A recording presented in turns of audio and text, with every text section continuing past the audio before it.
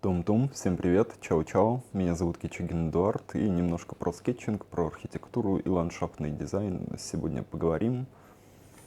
Я тут сделал одну странную штуку, и, в общем, вот, я так прописал, что, типа, я делал, в чем участвовал, ну, чем сольно занимался, чем в коллаборации там с архитекторами или ландшафтными архитекторами. И это оказалось довольно весело. И еще сходу покажу одну штуку. Ну, это мой канал на YouTube. В общем, там миллион информации. Вот такой. Тыдын, это вот такая вот история, вот такая вот, вот такая, вот такая, вот такая. Ну, а это я стою где-то в Италии, не помню где, откуда я вырезал эту фотку. Но смысл в том, что тут очень много уроков. Очень много уроков по различным видам ландшафтного скетчинга, архитектурного скетчинга, скетчинга фигуры. Есть проекты, которые, ну, я делаю представление, очень много всякой информации. Ну, в общем, я делаю огромное количество образовательного контента. Ну, там еще дальше можно мотать, только в эту страницу он мне почему-то все не показывает. Но в целом там видео, сколько их, где бы это можно было посмотреть, я не понимаю. Ну, в общем, около 500, кажется, видео. В общем, вот, огромное количество образовательного контента. И вот про что я думал. Ну, то есть то понимание скетчинга, которое у меня есть, оно из итальянской школы. И, соответственно, у меня вот такая вот итальянская школа рисования скетчинга. И я проговариваю, каким образом это может работать. То есть, если раньше я просто показывал, как это делать, ну, учил вот этому, то теперь я постараюсь показать, как это работает в проектной истории и облегчает сильно жизнь, ну, архитектору, ландшафтному архитектору и всем, кто занимается таким типом скетчинга. Потому что его применить можно по-разному. Ты едешь куда-нибудь или за город, или в другую страну, или просто ты идешь в кафе и делаешь быстрый, симпатичный набросок с минимальным количеством инструментов. И круто, и красиво. В общем, вот, ну, немножко мой workflow, там один скетчбук, тут еще один скетчбук, тут мои инструменты, тут один скетчбук по вот этим я уже делал только что прошлое видео.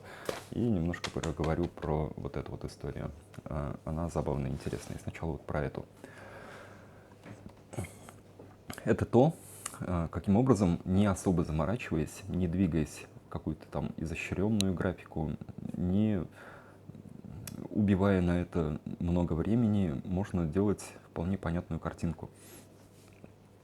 Так как моя тема ландшафтная архитектура, ландшафтный дизайн и архитектура, мне приходится делать много вот такого вот рода эскизов, и они работают очень хорошо, очень ясно, понятно. То есть вот здесь ситуация какая. Я думаю, например, о том, что мне необходима вот такого типа скамейка. Она полукруглая, она обрамляет идею фонтана. Ну, может быть, не фонтана, а просто у меня там что-то растет. Вот в данном случае именно там что-то растет.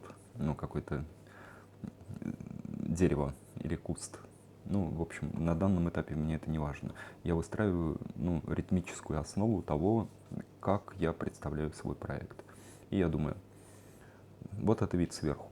Я могу о нем говорить с клиентом. Вот эта структура скамейки. Мы эту скамейку видим вот отсюда. Вот ее срез.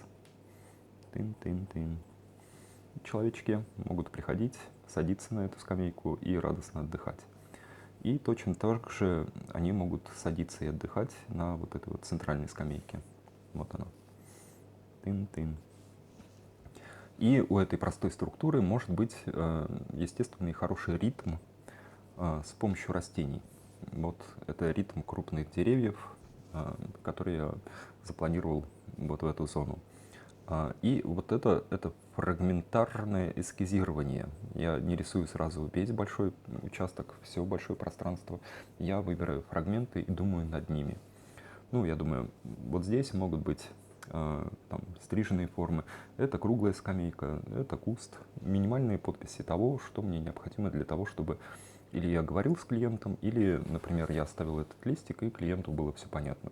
И это уводит нас от идеи там, большого длительного рендера, какой-то большой мучительной структуры, и облегчает взаимопонимание. Понимание может быть моментальным. То есть мы сидим, разговариваем, я рисую вот такой вот быстрый скетч прямо при нем во время разговора, ну, потому что это уже автоматический навык. Если регулярно практиковать, то вам рисовать легко.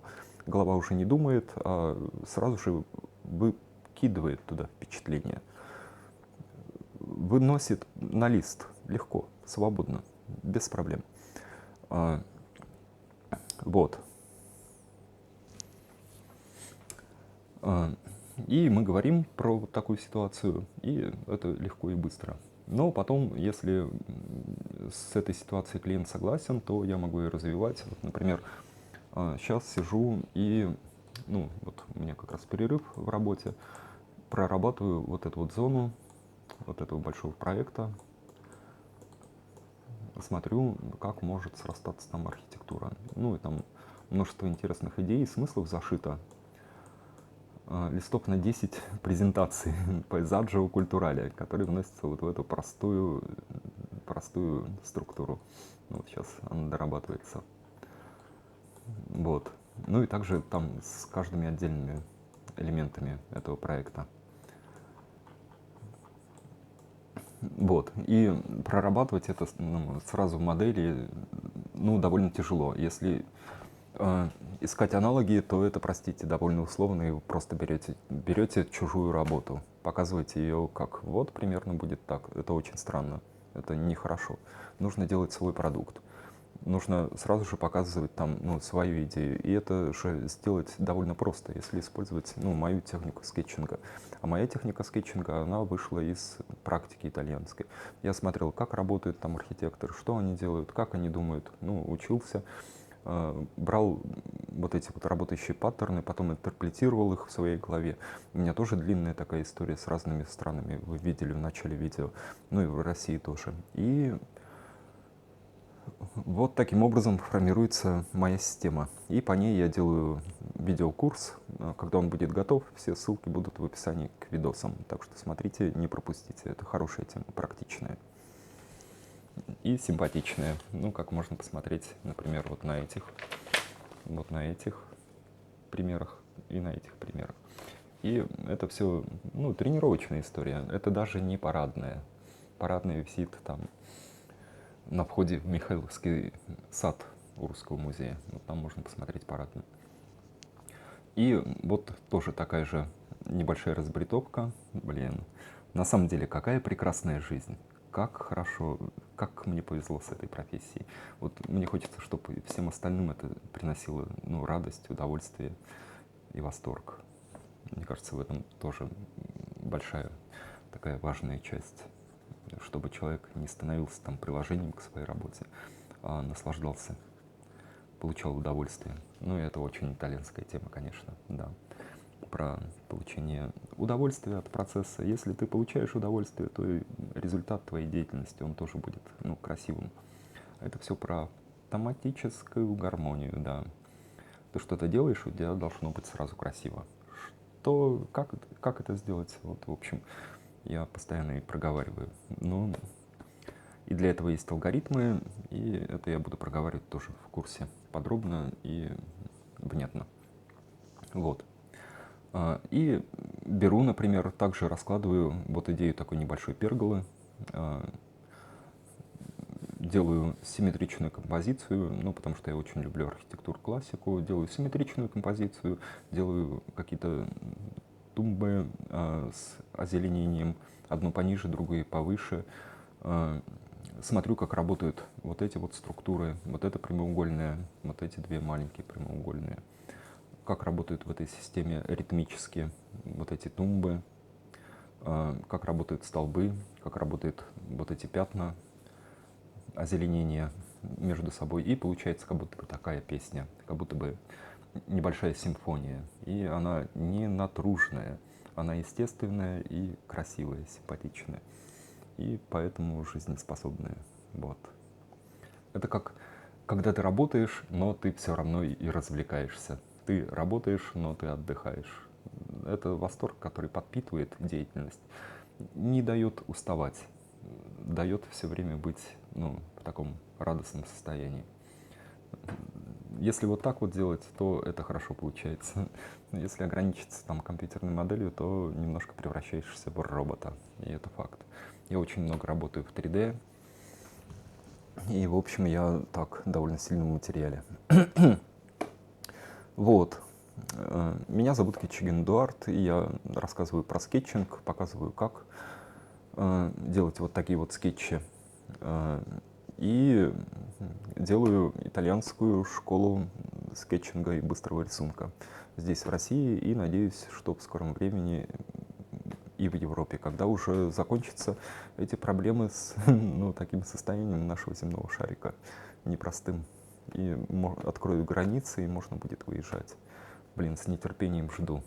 В общем, вот, если вам понравилось, ставьте лайк, подписывайтесь на канал, и будет дальше очень много интересного. Почему? Потому что у меня огромное количество информации, которую нужно рассказать. И это только как минимум половина вот здесь у меня на столе. На самом деле гораздо больше.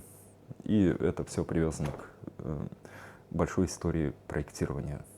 Это вот такая вот жизнь ландшафтного архитектора, пейзажиста. Веселая, прекрасная.